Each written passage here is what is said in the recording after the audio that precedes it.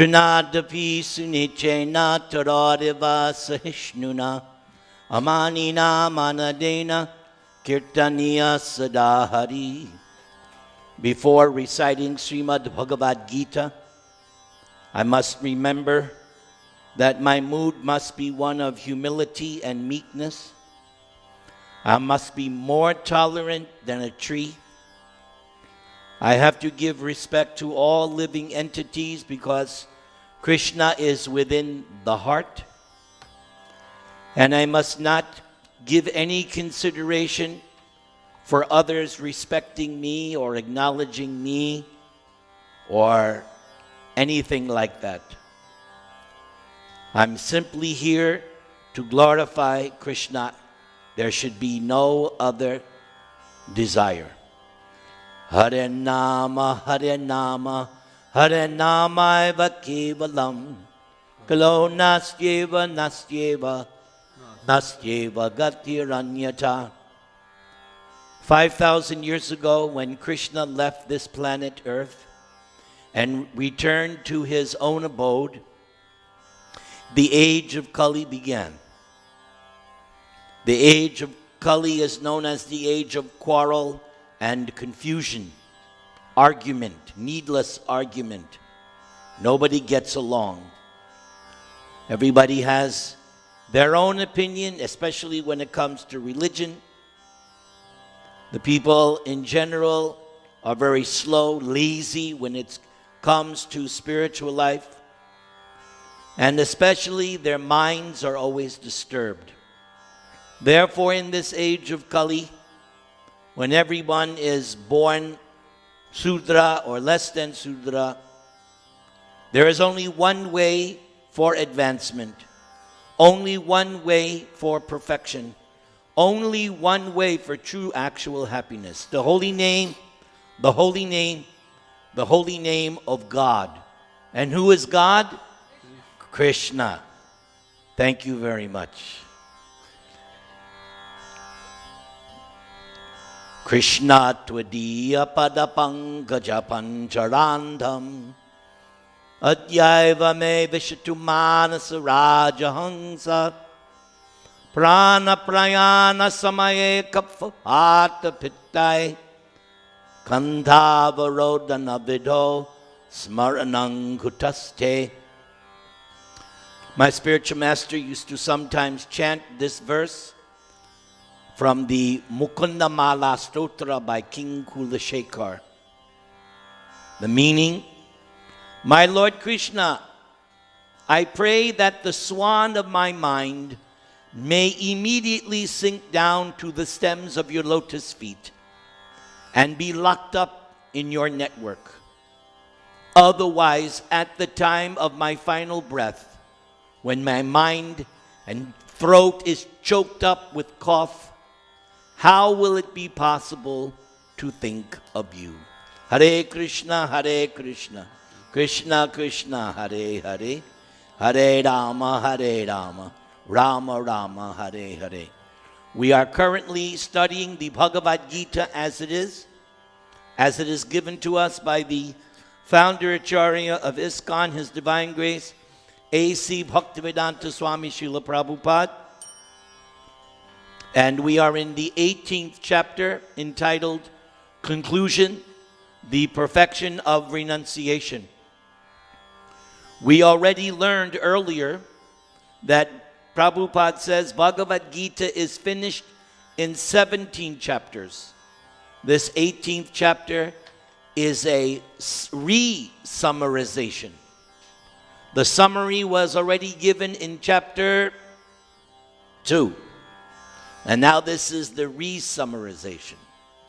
Let us begin. We left off on text number 21.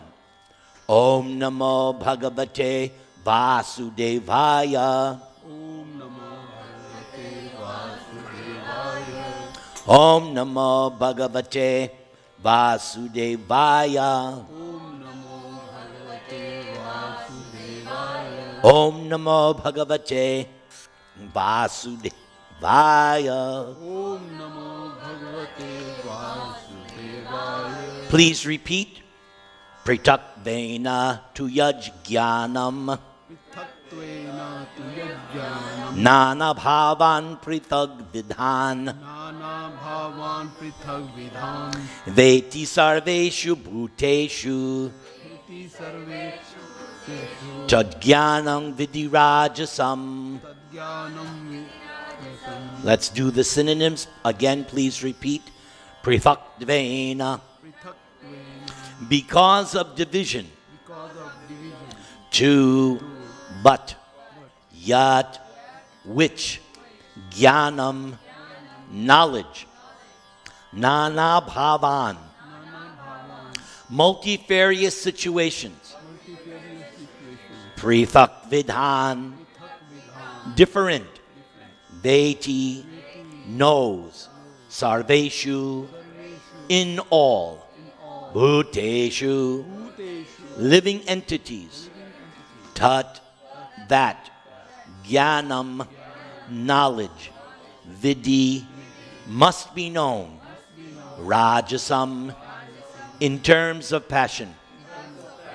Please repeat.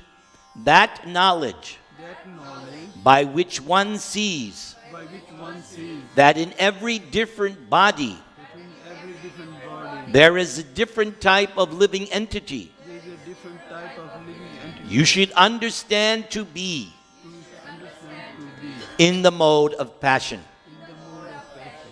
Now we will read Prabhupada's purport.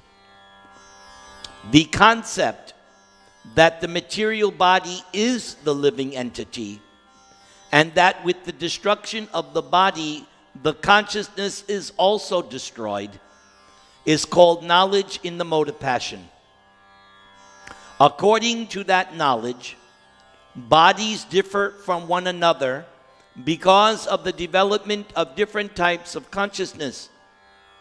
Otherwise, there is no separate soul which manifests consciousness.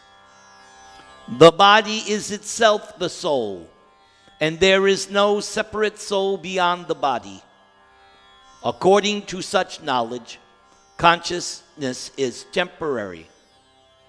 Or else, there are no individual souls, but there is an all-pervading soul which is full of knowledge, and this body is a manifestation of temporary ignorance. Or, beyond this body, there is no special individual or supreme soul. All such conceptions are considered products of the mode of passion.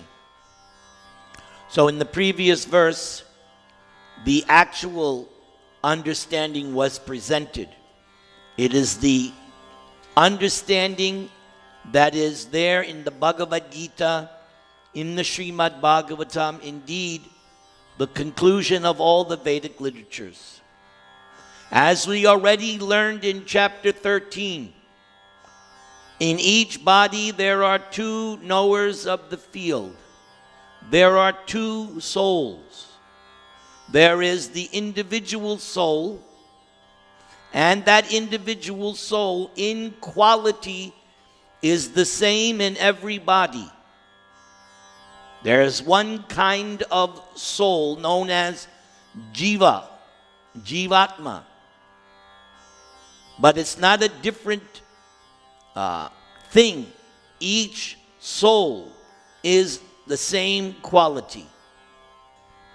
And then besides the individual knower of the body, besides the individual soul, as we learned in chapter 13, there is another knower.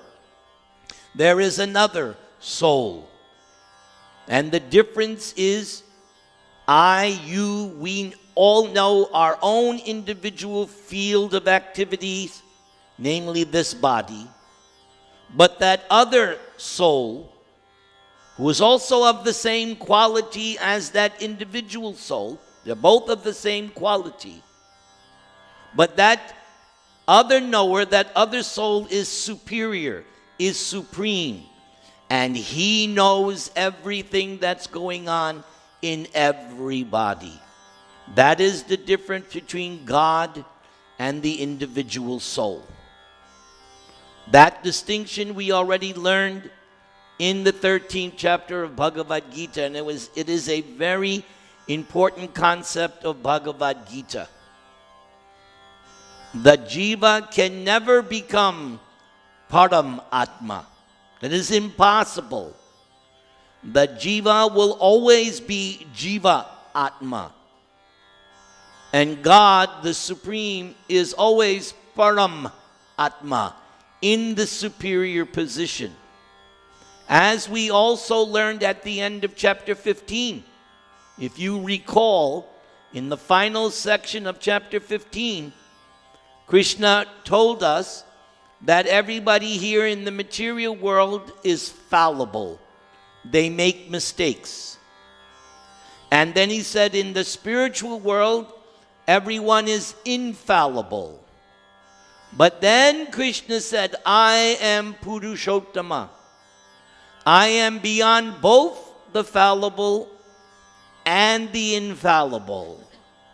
That's the distinction. So a true knower of Bhagavad-gītā will never make that mistake of equalizing the living entity equally in all respects with God. As soon as there is an understanding that the individual soul is equal in all respects with God, one becomes actually an atheist. No, that can never be. Now, we learned from Advaita Acharya in the Chaitanya Charitamrita that the individual living soul can actually enjoy more than God. Because the ability to serve God is higher than being God. Which is why God wants to take the position of being his own servant. That's why Krishna came as Chaitanya Mahaprabhu. And why Lord Balaram became Nityananda. And Mahavishnu became Advaita. Yes. Because they very well know, we want to taste that special ecstasy that is unknown to us in the position of being God. Because it is the lesson, very early lesson of the Chaitanya Charitamrita, that Krishna looks at Srimati Radharani and sees that she enjoys more than him. And he can't understand it. And he wants to know, what is she experiencing when she serves me? And what is it about me that she loves so much? As Krishna, this understanding no es posible, as they say in Espanol. So in order for him to understand it, he has to take her position. That is how to understand Lord Chaitanya. Krishna trying to understand himself. Just as you who are married, you husbands can never understand what it's like being married to you. You don't have that experience. Your wives can try to tell you what it's like being blissfully married to you. But you'll never, just like men, you will never understand what it's like to give birth to a child. You can see it, you can imagine it, you can emphasize, but unless that came out of you, you're never going to understand. But the ladies, they know fully well what that experience was. 1 time, 2 times, 3 times, however many times. Yes. Yes? You mentioned in the beginning that all the individual souls They are qualitatively same, Yes. right? But they are still individual. It's still individual. Yes. So there is some difference between them. Okay. There's lots of difference, but not in intrinsic quality. There is a difference. Why? Because each one has a unique personality and a constitutional, unique position of service to Krishna. That's why we exist. The question is sometimes raised, why do we even exist? This is like all theosophists ask this question. Why do I even exist? And the answer, according to Srila Prabhupada, is we exist simply to exchange love with God. That's why we exist. And then Prabhupada will give the example. You have 2 children. You have 3 children. You had children in order to share your love, and you had children in order to increase your happiness. That's the idea. You didn't have children and decided one day, let's have children so we could suffer. No, that wasn't your intention. Although sometimes that's the way it turns out. But the intention was, let us have this child so that we can increase our happiness, our pleasure. So, Eko Bahusyam is the Vedic mantra. The one Supreme Lord expanded himself into the many to increase his pleasure. He already is enjoying unlimited pleasure, but he wants to increase it unlimitedly. Therefore, there are an unlimited, uncountable number of living entities. And their function is to exchange a relationship of love with God. Very good. Shall we go to the next verse? All in favor say Hare Krishna. Hare Krishna. Text 22. Yattu Krishna vad ekesman Yattu Krishna vad ekasmin karye saktam ahaitukam karye saktam ahetukam atavarta vad alpangcha atvartat vad alpam tatamasam udahritam. tamasam udahritam. Synonyms. Yat, that which, That which to, but, Krishnavat, Krishna vad as all in all, as all in all, ekasmin, ekasmin in one, in one, karye, work, saktam, attached, ahoitukam, hetukam, without cause, without cause, atatva arthavat, tattva arthavat, without knowledge of reality, without knowledge of reality, alpam, alpam, very meager, very meager, cha, and, tat, that, tamasam, tamasam, in the mode of darkness, in the mode of darkness, udahritam, udahritam, is said to be. Please repeat. And that knowledge and that knowledge by which one is attached by which one is attached to one kind of work to one kind of work, as the all in all, and in all, without knowledge of the truth, without knowledge of the truth, and which is very meager, which is very meager, is said to be in the mode of darkness. is said to be in the mode of darkness. So in chapter 14, we were introduced to a summary of the 3 modes of nature. In chapters 16 and 17, we learned even more about the modes of nature. And in the first half of chapter 18, again, everything that Krishna's been describing has been in terms of the modes of nature, because that is how this material world is designed by him. Everything is organized by the 3 modes of nature: goodness, passion, and ignorance. Now, this line, without knowledge of the truth, in the very beginning of chapter 15, we were given a description of reality and the reflection. The reality is in the spiritual world. And this material world was compared to the reflection of a tree on the bank, on the lake. The tree is there. And when reflected on the lake, it's upside down. If you're standing here looking at a tree, the tree reflected in the lake or pond is upside down. That is how this material world is described to us by Krishna in Bhagavad-gītā. And therefore this term, perverted reflection. Up is down, down is up. What is good is actually bad, and what is bad is actually good. It's a conundrum wrapped inside of an enigma. That's this material world.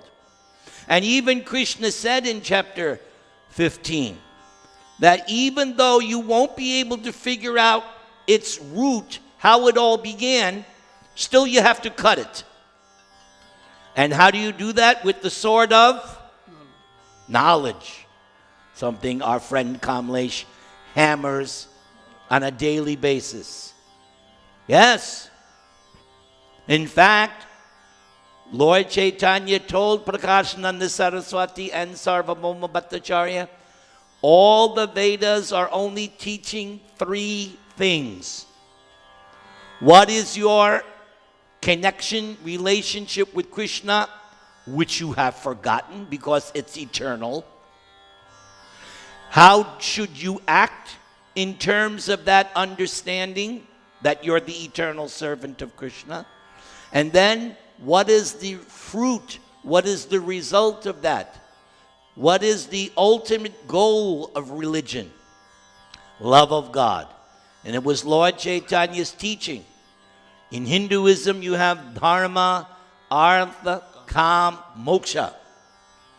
Apart from the teachings of Lord Chaitanya, most people think dharma, artha, moksha. That's it. The whole purpose is to get liberated. But Lord Chaitanya says, no, there's something beyond liberation. Beyond liberation is love of God. And if you were to ask Haridas Thakur, because he was once preaching, Haridas was once preaching to some Hindu people, some Brahmins, that liberation, moksha, is insignificant byproduct of chanting. What? And he was challenged by one Gopal. You say that liberation is an insignificant byproduct of chanting, where it takes most people millions of lifetimes to become liberated, and you're saying it's an insignificant byproduct? Not only that, Haridas said, even in the second stage of chanting Nam Bhas, which is not even pure chanting, you're already liberated. So Gopal got very agitated and said, I curse you that your nose will fall off because what you're speaking is bogus. And Haridas Thakur said, sure, if what I'm saying is bogus, my nose should come off. But what happened? Gopal's nose came off. He was attacked by leprosy because he blasphemed Haridas Thakur. Because Haridas Thakur spoke on the basis of Shastra, quoting from the Ajamil Katha, quoting from the Bhagavatam. Yes, and therefore Lord Chaitanya's philosophy is, beyond liberation is love of God.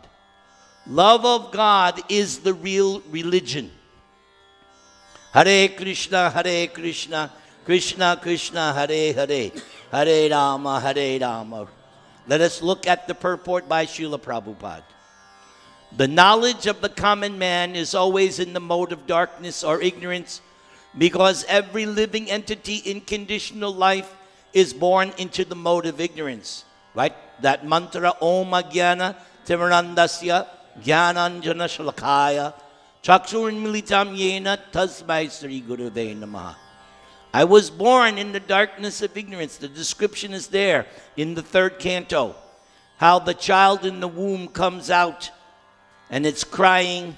And while it was in the womb, it was being bitten. The tender body of the embryo was being bitten by worms and all kinds of things in the mother's stomach. And when she eats hot chilies, onions and garlic and all kinds of nasty food, the child has to suffer from all that. Yes. And so the child at the 7th month prays to Krishna, please get me out of here. Because the child, Kapila says, the child is like a bird in a cage. The back is like this, the head is down, you're cramped inside the mother's womb. The child is praying, Krishna, please, if you get me out of here safely, I promise I'll worship you. But what happens? Soon as it comes out of the womb, no more Krishna. You forget your promise. And everybody picks you up. Ooh, you're so wonderful. You start to, yes, I'm wonderful. Everybody loves me. That's why Lord Chaitanya says, Jeev Jago, wake up. Wake up. Okay. One who does not develop knowledge through the authorities or scriptural injunctions has knowledge that is limited to the body. He is not concerned about acting in terms of the directions of Scripture. For him, God is money, and knowledge means the satisfaction of bodily demands. Such knowledge has no connection with the absolute truth. It is more or less like the knowledge of the ordinary animals, the knowledge of eating, sleeping, defending, and mating. Such knowledge is described here as the product of the mode of darkness. In other words, knowledge concerning the spirit soul beyond this body is called knowledge of the mode of goodness. And what do we learn? First thing in Bhagavad-gītā is exactly that. That's why Bhagavad-gītā is so important. It is the beginning of transcendental education. Bhagavad-gītā. Right there from chapter 2, Krishna is simply describing, as it says here, knowledge in the mode of goodness. Because that's the first thing. You are beyond your body. You are spirit soul. The spirit soul, knowledge concerning the spirit soul beyond this body is called knowledge in the mode of goodness. Knowledge producing many theories and doctrines by dint of mundane logic and mental speculation is product of the mode of passion, and knowledge concerned only with keeping the body comfortable is said to be in the mode of ignorance. Therefore, America is the country of the mode of ignorance. Because what's on the TV? Knowledge of the soul beyond the body? I don't see any shows on TV. Whether you've got HBO, all the others, all the billions of channels. What are all those channels? What are they showing? How to keep the body. And every commercial, it's all about the body. Some beautiful woman telling you how to enjoy the body. Welcome to America. Tamogun Loka. Hare Krishna, Krishna Krishna, Hare Hare, Hare Rama, Rama Rama, Hare Hare. So